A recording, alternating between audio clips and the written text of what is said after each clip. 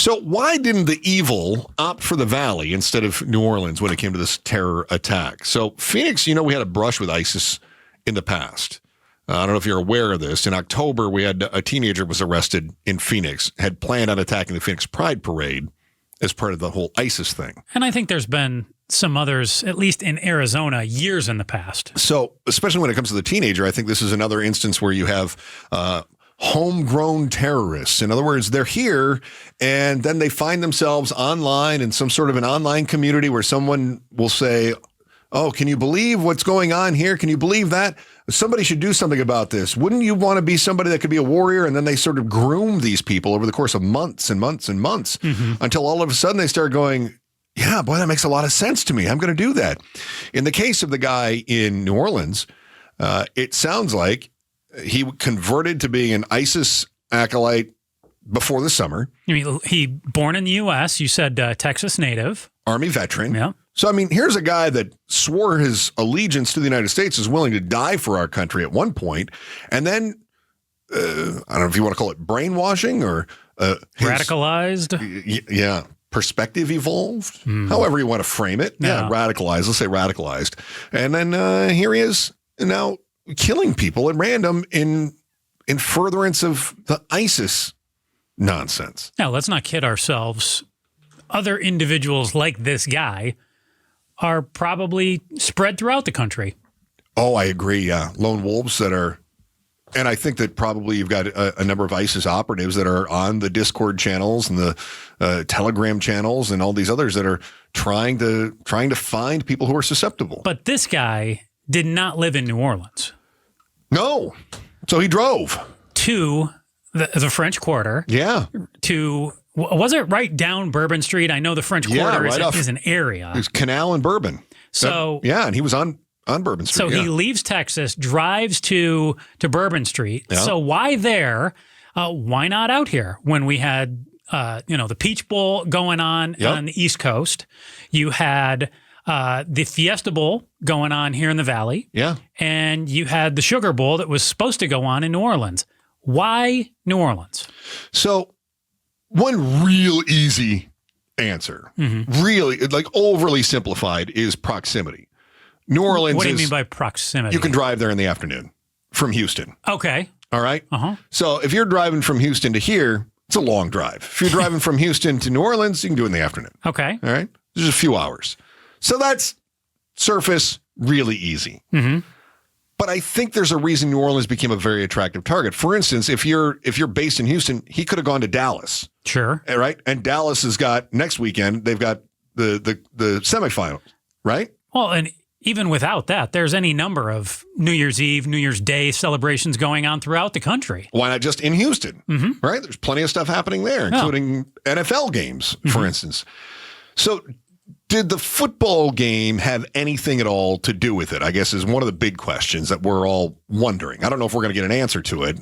But at least officials seemed worried enough that they postponed the game until today. Yeah. So if it did have something to do with it, don't you think that Bourbon Street being not that far from the Superdome? It's like less than a mile. Yeah, it probably plays into it, doesn't it? I mean, it's, So less than a mile. You've also got a proximity of big touristy type destinations too. Superdome, French Quarter. Yeah. They're right on top of each other, essentially. Pretty close. Yeah. I mean, walking distance anyway. So I think it makes it.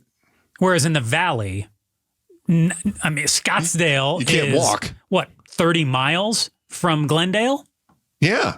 You can't, from downtown Phoenix to Glendale, it's not walking distance, right? So it's not like we have a lot of people who are here to attend the game in Glendale that are in a very compact area. I mean, obviously we've got the entertainment district that's near the stadium, but it's not like it is on Bourbon Street. No.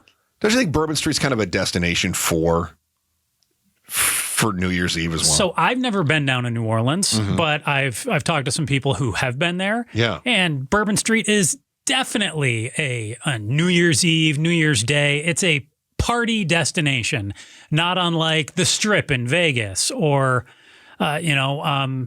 what's the area in New York always where they have the Rock and Times Square. Sure, exactly. Yeah. It's just like that, where you've got a very concentrated area. You know that traffic is going to be shut off and there shouldn't be cars around, and there's going to be a whole lot of people.